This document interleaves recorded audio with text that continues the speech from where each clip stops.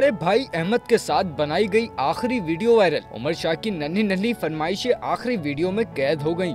अपनी मासूमियत और शरारत से रातों रात शोहरत हासिल करने वाले पाकिस्तान के नन्हे social media star Ahmad Shah के छोटे भाई उमर शाह के इंतकाल के बाद उनकी आखिरी वीडियो वायरल हो रही है, जिसमें अहमद शाह और उमर शाह को स्कूल से छुट्टी के बाद यूनिफॉर्म पहने देखा जा सकता है। वीडियो में उमर ने अपने चाचू से स्कूल के लिए नया बैग दिलाने की फरमाइश की, जबकि अहमद ने स्पोर्ट्स के लिए ग्रीन कलर के यूनिफॉर्म की फरमाइश की। उमर के इंतकाल के बाद अहमद शाह के अकाउंट से पोस्ट की गई उमर की ये आखिरी वीडियो वायरल हो गई, जिस पर सोशल मीडिया सार्फिन नन्हे स्टार की अचानक मौत पर दुख का इजहार कर रहे हैं। वाज़ेह रहे कि पीर की सुबह अहमद शाह ने अपने फेसबुक अकाउंट से मद्दाहों को अफसोसनाक खबर दी थी कि उनके छोटे भाई पीर उमर शाह फजर के वक्त खालिक हकीकी सजा मिले हैं।